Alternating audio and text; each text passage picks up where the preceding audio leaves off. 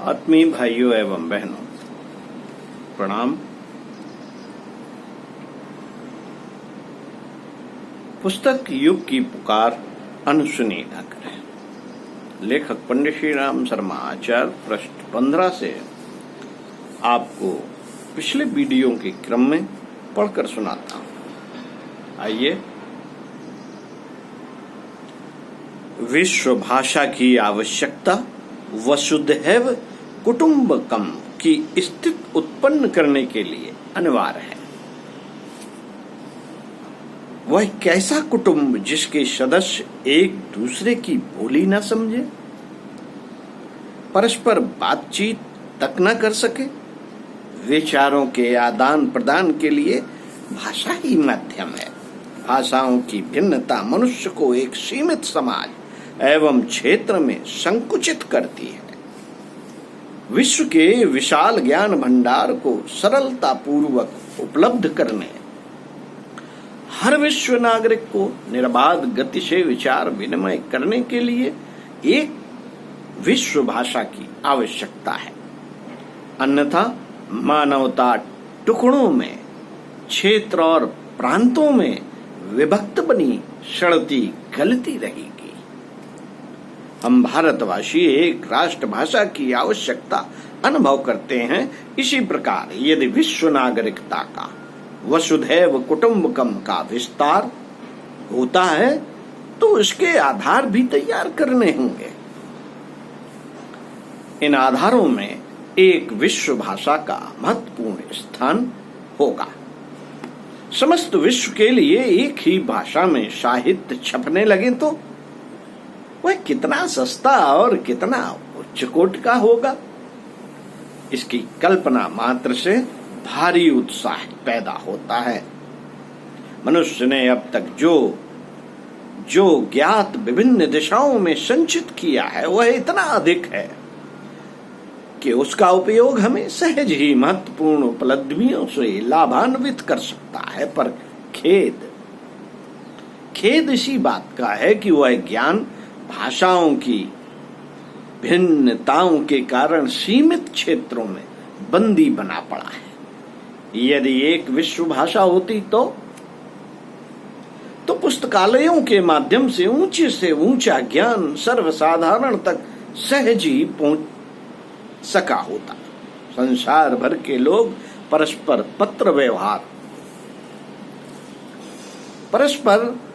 पत्र व्यवहार और विचारों का आदान प्रदान कर सके होते। नागरिकों का अन्य देशवासियों के अति निकट पहुंच सकना संभव हो गया होता। विश्व की यह ज्वलंत आवश्यकता हमें पूरी करनी ही होगी। संस्कृत भाषा में यह सारी विशेषताएं विद्यमान है। वस्तुतः किसी समय वह विश्व भाषा ही थी और अगले दिनों अपने महान गुणों के कारण यदि वह पुनः अपना स्थान प्राप्त कर ले तो यह तनिक भी आश्चर्य की बात न होगी। साथियों, विश्व शासन ही समस्त राजनीतिक तथा सामाजिक समस्याओं का हल कर सकेगा। यातायात के साधनों के अभाव में छोटे छोटे सामंती राज्य शासनों की आवश्यकता रही होगी, पर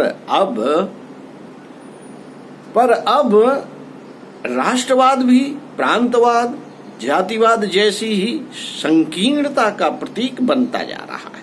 अपने देश का लाभ करने के लिए दूसरे देश का शोषण उत्पीड़न करना भी अब देशभक्ति का एक अंग बन चला है।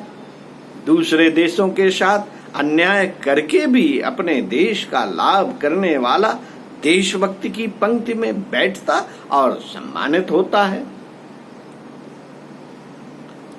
आज की अंतर्राष्ट्रीय कूटनीति इसी आधार को अपनाए हुए है।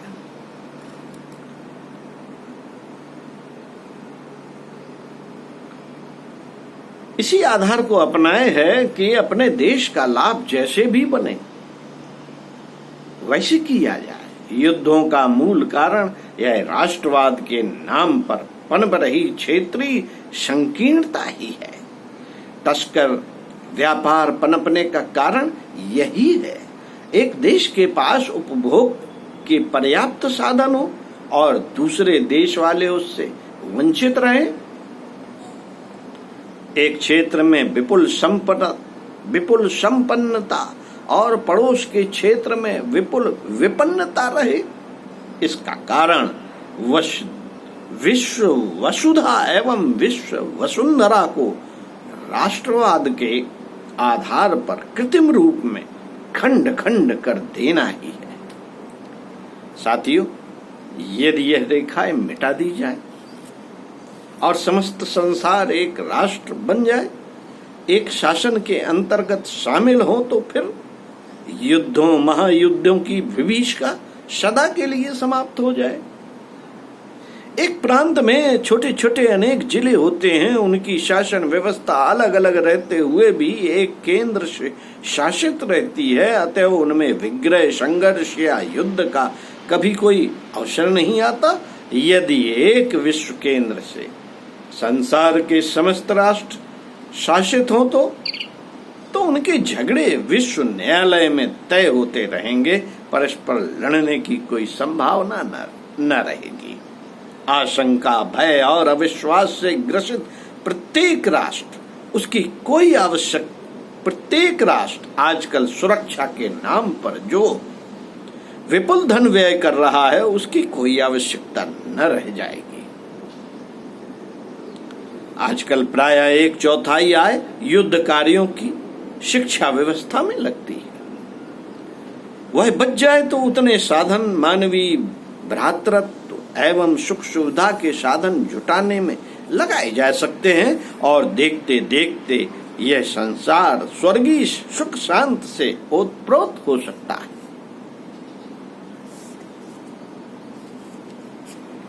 साथियों, विश्व शासन के अंतर्गत एक ही समाज का सहज विकास हो सकता है। आचार संहिता, न्याय, नैतिकता के कानून एक से हो सकते हैं। व्यापार की निर्बाधता से गरीबी और अमीरी का उत्पादन और अभाव का समान रूप से वितरण हो सकता है और प्रकृति के अनुदानों का समान लाभ उठाते हुए धरती के समस्त निवासी जीवनोपयोगी आवश्यकताओं की पूर्ति सहज ही कर सकते हैं। उन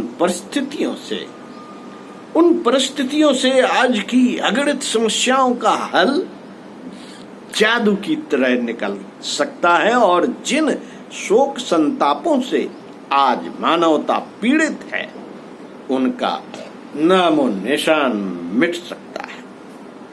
मित्रों, विश्वव्यापी एकता और मानव भ्रातृत्व को एक मधुर कल्पना के रूप में प्रस्तुत किया जाता है। वसुधैव कुटुंबकम के आदर्श को एक सरस स्वप्न मात्र माना जाता है। समय आ गया है कि इन कल्पनाओं और सपनों को साकार बनाया जाए। एकता की उपयोगिता एवं आवश्यकता को यदि हम समझते, स्वीकार करते हैं, तो उनके आधारों को भी ढूंढना होगा। पलंग के 4 पायों की तरह एकता के भी 4 स्तंभ हैं। धर्म, दूसरा संस्कृत, तीसरी भाषा, चौथा शासन।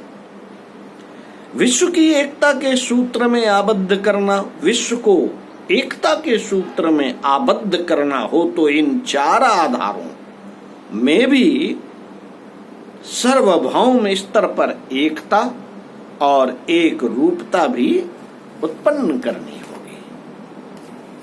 पंडित श्री राम शर्मा, आचार्य, प्रणाम। ओम